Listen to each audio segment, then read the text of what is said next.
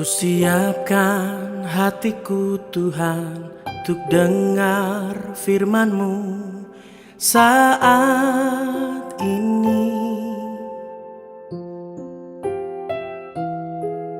Ku sujud menyembah-Mu Tuhan, masuk hadirat-Mu saat ini.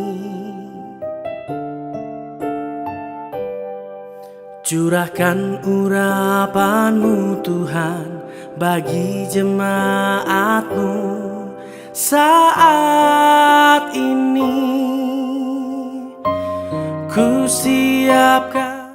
Selamat pagi Bapak Ibu Saudara sekalian, para pemirsa dimanapun Anda berada. Salam sejahtera di dalam kasih Tuhan kita Yesus Kristus yang telah memberi kesempatan bagi kita untuk menerima siraman rohani pada pagi yang cerah ini. Sebelum kita mendengarkan firman Tuhan, mari kita satu di dalam doa. Bapa kami yang ada di dalam surga, kami datang dalam doa kami saat ini, di mana saat ini kami akan mendengarkan firman Tuhan. Berkatilah kami, berkatilah terus pelayanan MySalva. Dalam nama Tuhan Yesus kami sambut firman Tuhan dengan mengucap syukur. Bapak Ibu Saudara-saudara sekalian, juga saat ini mengucapkan terima kasih kepada MySalva yang telah memberi kesempatan bagi saya untuk menyampaikan renungan firman Tuhan. Kiranya melalui firman Tuhan ini akan menjadi berkat dalam kehidupan kita masing-masing. Tuhan Yesus memberkati. Pendengar sekalian yang saya kasihi, pagi ini kita akan mendengarkan firman Tuhan dengan tema, apakah perjanjian lama masih relevan bagi orang Kristen? Bapak Ibu Saudara sekalian yang diberkati Tuhan, pembahasan mengenai hubungan atau relevansi atau keterkaitan antara perjanjian lama dan perjanjian baru adalah sebuah pembahasan yang penting. Dan berdasarkan ayat-ayat Alkitab, ada banyak pendekatan yang dapat dilakukan dalam menemukan hubungan di antara keduanya. Tapi kali ini kita hendak melakukannya dalam konteks Injil Lukas pasal 16 ayat 16 yang berbunyi demikian. Hukum Taurat dan kitab para nabi berlaku sampai kepada zaman Yohanes. Dan sejak waktu itu, kerajaan Allah diberitakan dan setiap orang menggagahinya, berebut memasukinya. Para pendengar sekalian yang saya kasihi dalam nama Tuhan Yesus Kristus, pertanyaan tentang apakah perjanjian lama masih relevan bagi orang Kristen? Jawabannya adalah ya, perjanjian lama itu sangat relevan bagi orang Kristen. Karena satu, perjanjian baru, kabar baik itu tidak menggantikan perjanjian lama, melainkan melengkapi dan menggenapinya. Dalam Injil Matius 5 ayat 17, Tuhan Yesus sendiri berkata, "Janganlah kamu menyangka bahwa aku datang untuk meniadakan hukum Taurat atau kitab para nabi. Aku datang bukan untuk meniadakannya, melainkan untuk menggenapinya." Dua, baik perjanjian baru maupun perjanjian lama, kedua perjanjian ini sama-sama merupakan pewahyuan Allah. Hal ini tegas dinyatakan dalam pengakuan iman balaselamatan butir pertama. Kami percaya bahwa Alkitab yang terdiri dari perjanjian lama dan baru ditulis dengan ilham Allah, dan bahwa kedua-duanya itu sajalah merupakan peraturan ilahi mengenai iman dan praktik kehidupan Kristen. Pemirsa sekalian yang dikasihi oleh Tuhan, hal yang tertulis dalam kitab perjanjian lama, semua itu adalah dasar yang kemudian dikembangkan untuk digenapi dalam kitab perjanjian baru. Banyak hikmah dan prinsip moral yang dapat dipetik, terlebih khusus tentang nubuatan, mengenai Mesias yang dijanjikan dan diberitakan, yang kini telah tergenapi dalam diri pribadi Tuhan Yesus Kristus. Jadi, perjanjian lama itu sangat relevan bagi orang Kristen, karena keduanya saling terkait dan berhubungan satu dengan yang lain. Bapak, Ibu, Saudara sekalian, pemirsa yang diberkati oleh Tuhan, lalu apakah yang dimaksud bahwa hukum Taurat dan kitab para nabi berlaku sampai zaman Yohanes? Sebagaimana disebutkan dalam Injil Lukas 16 ayat 16 tadi. Bapak, Ibu, Saudara sekalian, kekasih-kekasih Tuhan, Perjanjian Lama memang secara khusus memuat perjanjian antara Allah dan bangsa Israel, di mana Allah berjanji akan melindungi dan memelihara umat Israel. Tetapi dengan syarat bahwa umatnya itu dituntut untuk setia kepada Allah. Namun ternyata hak istimewa inilah yang kemudian menjadi kesombongan tersendiri bagi umat Israel. Terlebih bagi mereka kelompok Farisi dan ahli-ahli Taurat yang dalam Injil Lukas 15 dan 16 ini, merekalah yang mendapat sorotan dan teguran keras dari Tuhan Yesus. Tercatat dalam Lukas 16 ayat 14 dan 15a yang demikian bunyinya, semuanya itu didengar oleh orang-orang Farisi, hamba-hamba uang itu, dan mereka mencemoohkan dia. Lalu ia, Kristus, berkata kepada mereka, "Kamu membenarkan diri di hadapan orang, tetapi Allah mengetahui hatimu." Saudara sekalian, Alkitab Perjanjian Baru mencatat bahwa dalam banyak hal orang-orang Farisi dan ahli-ahli Taurat telah begitu berbangga hati, memegahkan diri dan menyombongkan diri atas hak istimewa yang mereka miliki sebagai umat pilihan.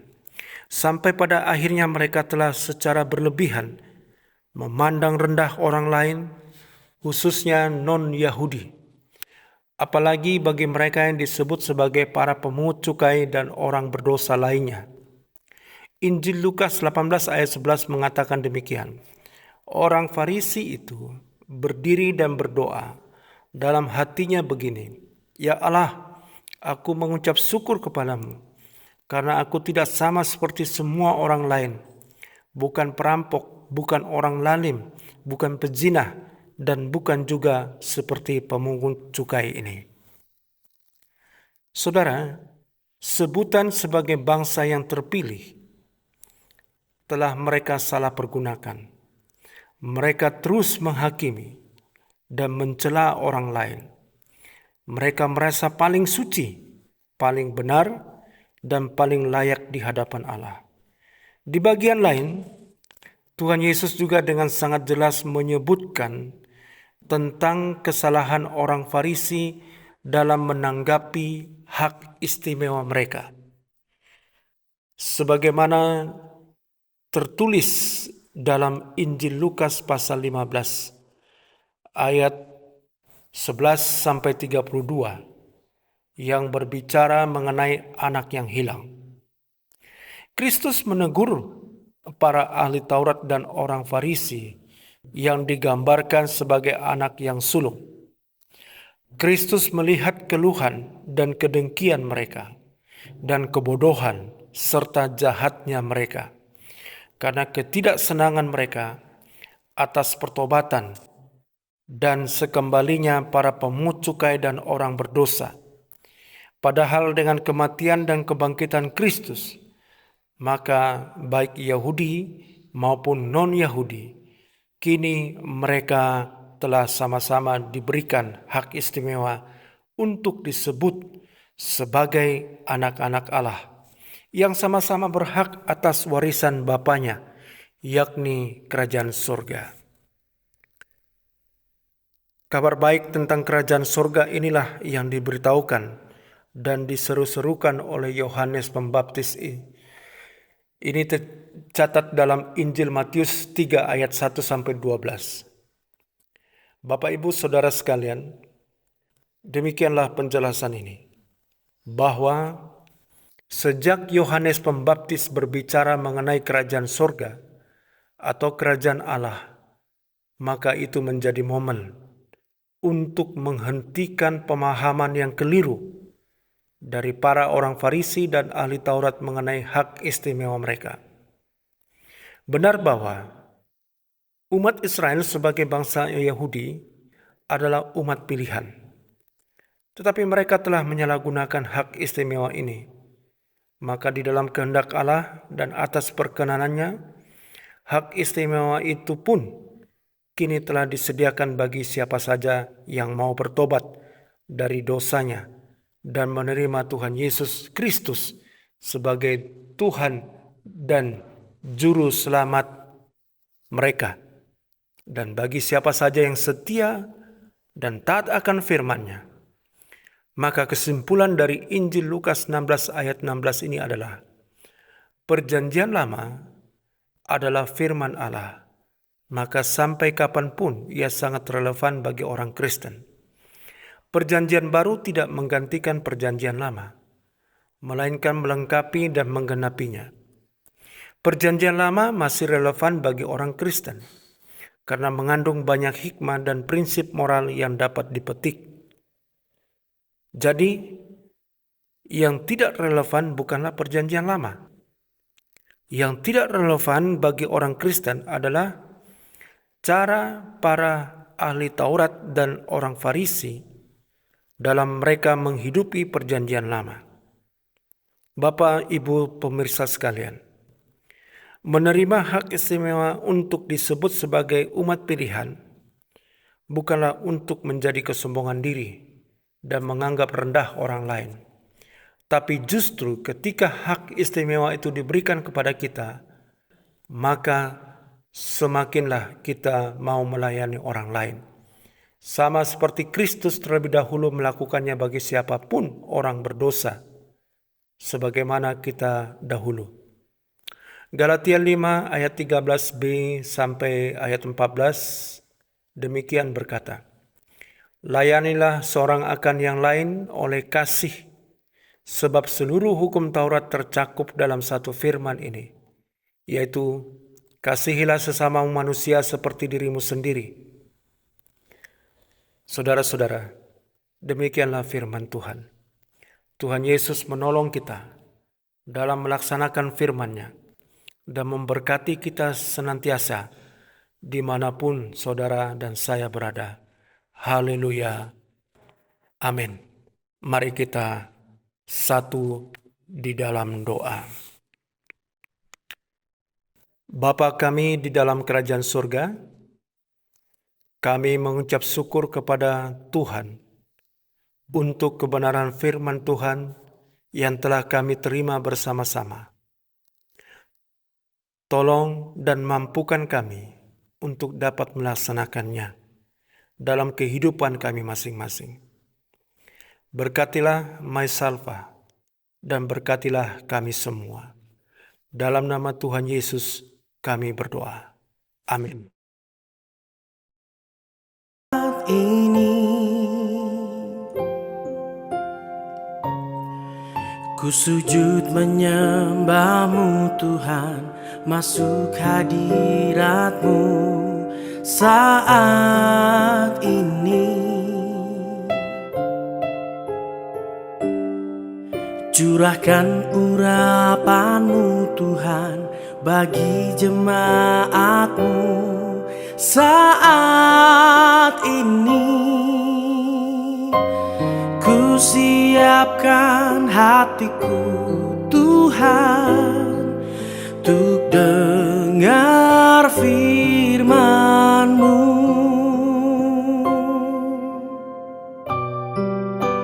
Firman-Mu Tuhan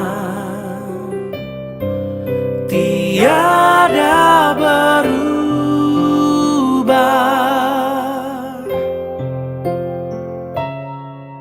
Dahulu, sekarang, selama-lamanya tiada berubah. Firman-Mu Tuhan, penolong hidupku. Ku siapkan hatiku Tuhan untuk dengar firman-Mu.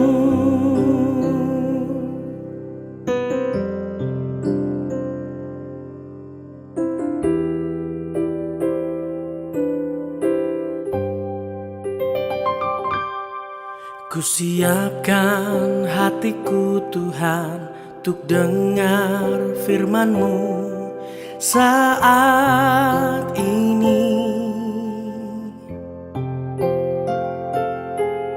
Ku sujud menyembah-Mu Tuhan, masuk hadirat-Mu saat ini.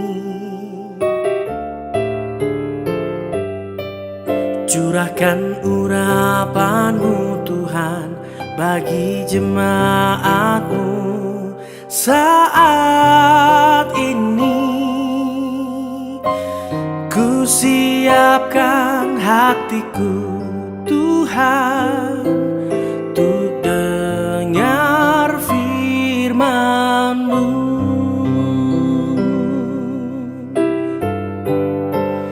Firman-Mu Tuhan tiada berubah,